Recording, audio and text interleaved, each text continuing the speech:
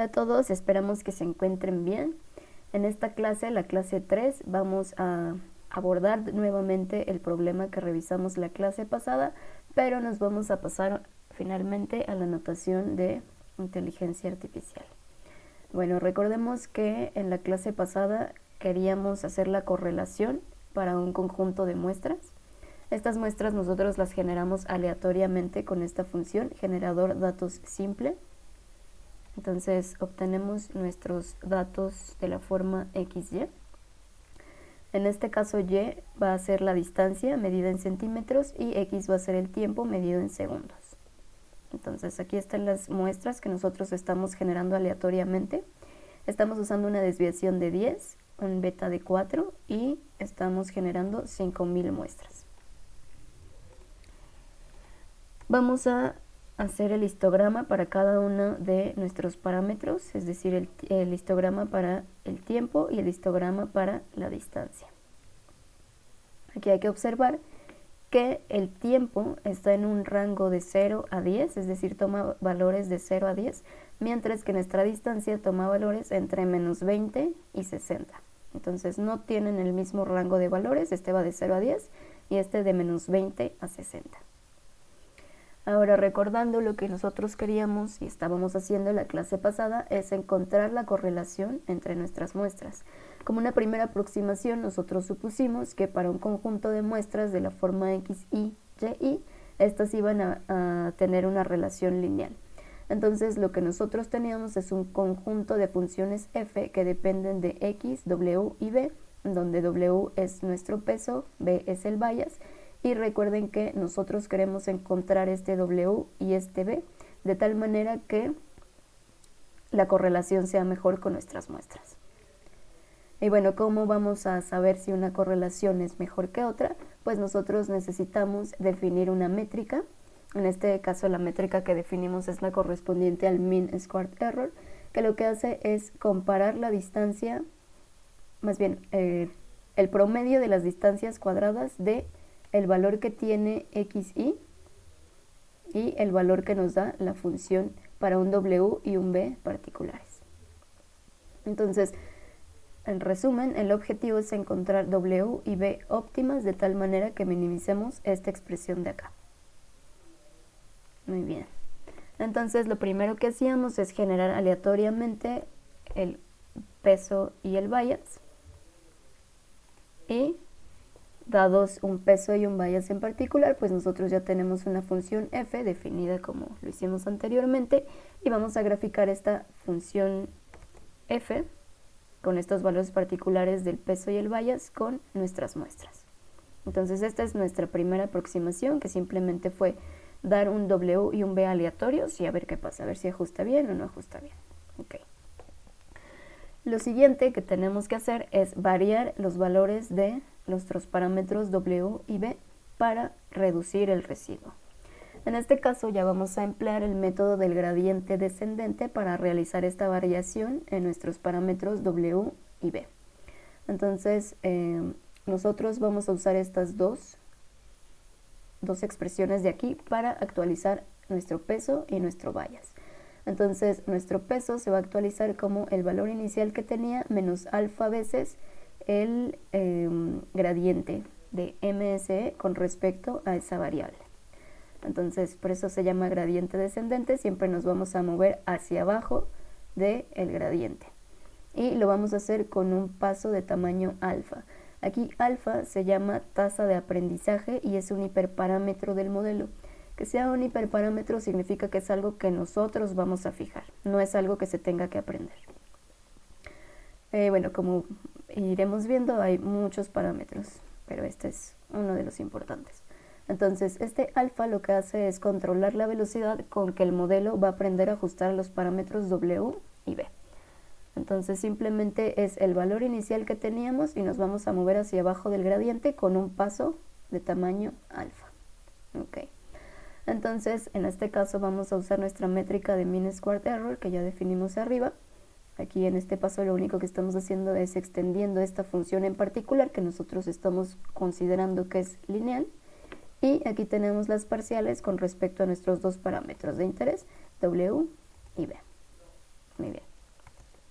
Entonces, esta siguiente función, update parameters, lo que hace es que toma nuestras muestras XY, el tiempo y la distancia, toma un peso inicial, un bias inicial, alfa, que va a ser el tamaño del paso, nuestra tasa de aprendizaje, y un cierto número de iteraciones, es decir, cuántas veces nosotros vamos a repetir este proceso de actualizar nuestro peso y nuestro bias, de tal manera que nuestro error o residuo se vaya disminuyendo. Entonces todo eso está aquí en esta función, ustedes lo pueden revisar con más detalle y vamos a ver el resultado. Aquí, si se fijan, estamos dando como el peso y el bias, los valores que nosotros habíamos generado inicialmente de manera aleatoria. Estamos usando una tasa de aprendizaje de 0.001 y estamos haciendo 100 iteraciones. Es decir, que dado un peso y un bias inicial, esto se va a actualizar 100 veces. Entonces vemos que nuestra función update parameters, con estos parámetros que nosotros especificamos aquí arriba, nos va a dar como resultado 3 gráficas. La primera gráfica va a contener nuestras muestras, los puntos, distancia, tiempo, y las rectas que se van generando cada vez que se actualizan nuestros parámetros. Recuerden que para cada W y B vamos a tener una recta diferente. Okay. Y en cada paso, que en este caso nuestros 100 pasos, nuestras 100 iteraciones, de acá, pues nos están indicando que este W y este B se están actualizando 100 veces y por cada una de esas actualizaciones pues vamos a tener una recta diferente. En esta gráfica de en medio estamos graficando el mean squared error en función del peso y lo mismo para la última gráfica, el mean squared error en función del bias. Okay. Ahora aquí vamos a graficar el mean squared error, pero en función de la iteración. Entonces vemos que conforme van avanzando en las iteraciones, este mean squared error se va reduciendo, se va minimizando, que es justo lo que nosotros queremos. Entonces esto se obtiene de usar el gradiente descendente. Si ven ustedes aquí con cuidado en esta función, tenemos aquí estas dos expresiones de acá, es lo que me está actualizando los parámetros, que es como le definimos nosotros aquí arriba, que es el gradiente descendente. Muy bien. Esto es importante porque es el algoritmo con el que aprenden las redes neuronales. Ok. Ahora, la evaluación de nuestro ajuste obtenido. El total de los datos son divididos en dos grupos. Vamos a tomar un grupo que contenga el 90% de nuestros datos y el segundo grupo pues va a contener el 10% restante. Okay. Entonces simplemente vamos a hacer un procedimiento análogo al anterior, pero vamos a partir todo nuestro conjunto de datos en dos subgrupos, el grupo que tiene el 90% de nuestros datos y el grupo que tiene el 10% restante. Para esto vamos a usar la función shuffle, que lo que hace es, voy a decir, barajear nuestros datos, es decir, intercambiar la posición de los datos. Y también vamos a usar la función zip, que nos va a hacer conjuntos ordenados de datos combinando dos vectores de igual o distinta dimensión. En caso de que sea distinta dimensión, pues va a truncar el que tenga más elementos. Por ejemplo, aquí si yo tengo mi lista X con los elementos 1, 2 y 3 y mi lista Y con los elementos 5, 6 y 7 y yo hago zip de X con Y, en este caso tanto X como Y tienen el mismo número de elementos, que es 3. Entonces lo que hace es como parejas ordenadas, el 1,5, es decir, el primer elemento de X con el primer elemento de Y, luego el segundo elemento de X con el segundo elemento de Y, me da el 2,6, y luego el tercer elemento de X con el tercer elemento de Y. Si tuviera más valores, pues así sigue. Y si uno de estos tiene menos valores, pues entonces se va a truncar. ¿Okay? Entonces zip nos sirve para hacer conjuntos ordenados, pueden ser pares ordenados, en este caso porque solo estoy usando dos listas, pero puedo usar 3, 4, etc. Muy bien, entonces, ¿para qué vamos a usar zip? Pues para juntar nuestras X con nuestra Y correspondiente, es decir, nuestras distancias y nuestros tiempos, y vamos a usar shuffle para intercambiar esos valores. Muy bien, entonces, ok. Y bueno, con esta parte de acá vamos a separar estos pares ordenados. O sea, una vez que ya se intercambiaron sus posiciones, los vamos a volver a separar en X y en Y, pero ya conservan el lugar que recibieron al aplicar shuffle. Muy bien, entonces eso se hace en esta parte de acá y además vamos a graficar nuestros dos conjuntos. Entonces este va a ser nuestro conjunto de las muestras a ajustar, que contiene el 90% de nuestras muestras iniciales, como se ve acá, y que son 4500. Y acá tenemos el conjunto de muestras test, que corresponde al 10% restante. Como se ve, son muchas menos. ¿Okay? Entonces dividimos en nuestros conjuntos muestras a ajustar y muestras test. Okay. Ahora vamos a normalizar nuestras muestras para nuestro ajuste. Podemos usar 3 desviaciones estándar. Si usamos 3 desviaciones estándar, pues entonces el 99.7% de los valores van a tomar valores entre -1 y 1. Si usamos 2 desviaciones estándar, el 95% va a estar entre -1 y 1. Y si usamos una sola desviación estándar, el 68% va a estar entre -1 y 1. Okay, vamos a ver esto gráficamente. Aquí vamos a normalizar con solo una desviación estándar, es decir, vamos a tener nuestros valores a normalizar, restamos el promedio y dividimos entre una desviación estándar. Y vamos a graficar. Entonces aquí vemos que los valores están entre -3 y 3 y acá entre, bueno, -2 y 2 voy a decir. Vamos ahora a graficar con a normalizar con 3 desviaciones estándar. Entonces ahora vamos a dividir entre 3 veces la desviación estándar y vamos a graficar. Hay que notar que ahora los datos se concentran más entre -1 y 1. Aquí los rangos extremos son -1 y 1. Y en el caso anterior, en el que solo normalizamos con una sola desviación estándar, están entre -3 y 3. Y ahora vamos a normalizar con 2 desviaciones estándar, entonces vamos a dividir entre 2 veces la desviación estándar y graficamos. Y ya no cae la mayoría entre -1 y 1, como se mencionaba arriba. Bueno, en este caso particular vamos a quedarnos con la desviación con la normalización con una sola desviación estándar. Entonces nos quedamos con esta distribución de datos. Vamos a volver a ejecutar nuestro ajuste de datos empleando el método de gradiente descendente, pero solo lo vamos a aplicar a nuestro primer conjunto, el conjunto muestra-ajuste, es decir, aplicado al 90% de nuestros datos. Y aquí está nuestro resultado.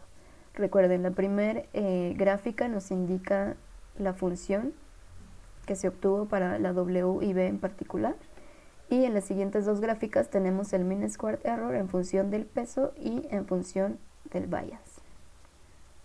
Como vemos, en ambos casos pues va minimizando, ¿no? Vamos a graficar nuestro error cuadrado medio en función de la iteración.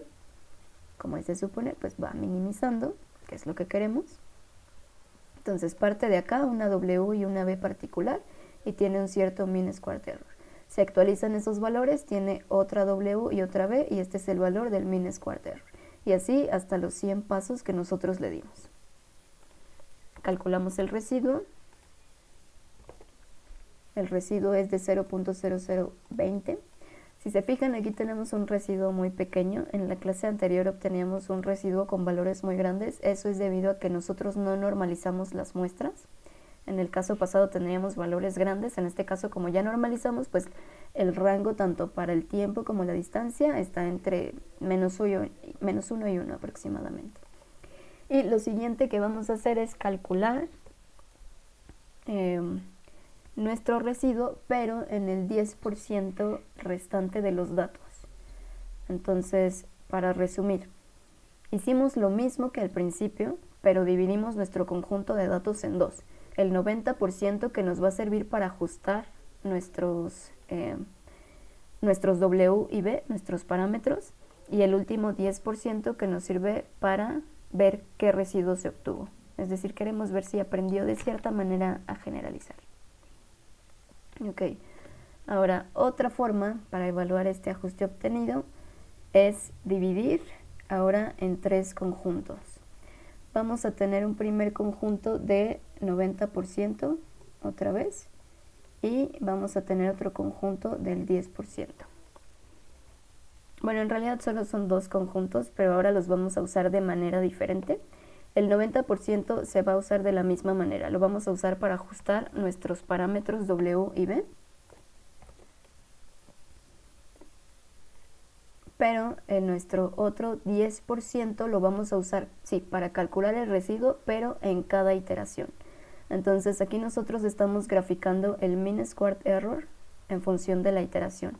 Los puntitos azules corresponden a los errores calculados para el conjunto que tiene el 90% de los datos y los puntitos amarillos o naranjas son los errores calculados para el 10% restante. Entonces, si se fijan aquí, el ajuste se hace solo con el 90% y se calcula su respectivo residuo. Y para cada iteración se va a calcular también el residuo, pero para el conjunto que tiene solamente el 10% de los datos. En inteligencia artificial, en redes neuronales, estos conjuntos, el conjunto, bueno, que representa los resultados azules es el conjunto train o de entrenamiento, y el conjunto naranja es el conjunto de validation o development, que nos sirve para evaluar nuestros modelos. Entonces vemos que en ambos casos minimizan al mean squared error, que es justo lo que queremos. Y aquí vemos cuál es el residuo obtenido para los valores óptimos del peso y del bias. Okay. Ahora, una vez que ya entrenamos nuestro modelo, pues ya podemos hacer una inferencia. Entonces, dados ciertos tiempos, nosotros podemos inferir una distancia. Aquí en esta función, bueno, recuerden que como nosotros estamos trabajando para correlacionar esos datos, estamos usando nuestros valores normalizados. Entonces, lo primero que se hace aquí es, dada una t, un tiempo, primero se normaliza con los mismos valores del promedio y desviación que se hicieron en el desarrollo.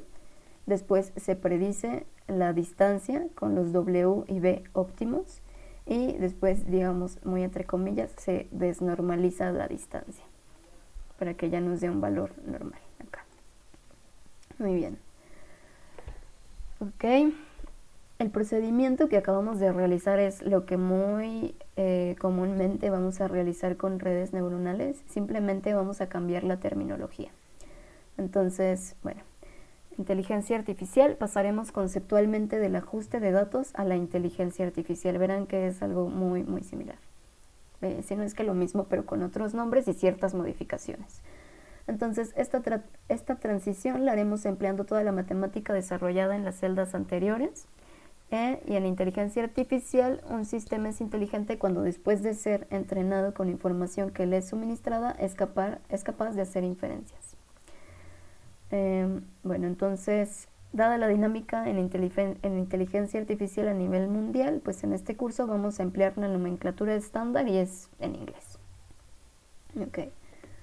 Al analizar un área de estudio se deben encontrar conceptos que la identifican y se hace una cuantificación de estos conceptos definiendo variables que identifican a cada uno de ellos. Existe un conjunto de variables X, que son las variables independientes, que determinan al resto, a las cuales vamos a denominar Y, que van a ser nuestras variables dependientes. Entonces aquí ya estamos en un enfoque muy particular que es el aprendizaje supervisado, Supervised Learning. Y lo que tenemos es un conjunto de m muestras de estas variables x, y. Se genera un sistema de aprendizaje al cual se le suministran nuestras muestras x, y con esta información el sistema va a aprender y una vez que aprenda va a poder hacer nuevas inferencias, es decir, predicciones. Entonces, por ejemplo, si se le presenta un nuevo dato x del área de estudio, el sistema va a poder predecir o inferir los correspondientes valores y. Ok. Entonces, estas funciones con lo que nosotros vamos a correlacionar nuestros datos XY toman diferentes formas. La que nosotros abordamos fue esta, que es la lineal, pero bien podemos tomar esta otra función, este otro conjunto de funciones, porque recuerden que para cada W y cada B pues vamos a tener una función diferente. Entonces se puede tomar esta otra función, se puede tomar una sigmoide, etcétera. Y muy en general, ¿no? Artificial Neural Network, Support Vector Machine, Decision Tree y Decision Forest. Muy bien. Entonces nosotros empezamos de lo más simple y además por los datos que estamos manejando, que son distancia-tiempo, pues a nuestro sistema de aprendizaje le proponemos una relación en donde las variables que describen al sistema siguen una relación lineal, que es la función que hemos estado trabajando. Ok. En nomenclatura de inteligencia artificial le llamamos linear regression, regresión lineal. Entonces vamos a hacer un procedimiento análogo al que ya hicimos, pero vamos a cambiar nuestra nomenclatura a la nomenclatura de Machine Learning. Entonces aquí lo que tenemos es nuestro conjunto de datos X, Y, nuestro conjunto de muestras. Hacemos los histogramas de nuestro conjunto de muestras, vemos que X varía entre 0 y 10 y Y entre menos 20 y 60. Vamos a dividir nuestro conjunto de datos. Uno de ellos va a tomar el 90% de todas nuestras muestras y el segundo se va a quedar con nuestro 10% restante. El que contiene la mayor cantidad de datos, es decir, en este caso el que tiene el 90% de muestras, se conoce como conjunto train o training set, y nuestro conjunto minoritario con el menor número de muestras, en este caso el 10%, se le llama test o test, conjunto test. Ok. Ahora, normalizamos. Vamos a normalizar usando una sola desviación estándar. Entonces vemos que ya nuestros valores de X están entre menos 1.5 y 1.5 y nuestro conjunto Y toma valores entre menos 3 y 3. Las muestras seleccionadas para hacer el entrenamiento se dividen en dos grupos, como ya vimos. El 90% de ellos se emplea para hacer el entrenamiento, de aquí que se llame training set, y el 10% restante se va a emplear para evaluar el costo. El costo aquí es el mean squared error, es la función que nosotros queremos minimizar, pero en Machine Learning no le llamamos mean squared error o métrica, se le llama costo. Este costo pues va a tener una expresión diferente para un determinado problema, pero lo iremos viendo. Y bueno, se obtiene para evaluar el costo, que se obtiene en cada época del ajuste. Aquí época hace las veces de las iteraciones. Ok. Bueno, este 10% es lo que se conoce como test set. No es cierto, es lo que se conoce como validation set o development set. Más adelante veremos lo que es el test set. Ok. Entonces generamos la función training, que está acá, que contiene la arquitectura que empleamos para entrenar el sistema de aprendizaje. Okay. Y vamos a ver los resultados.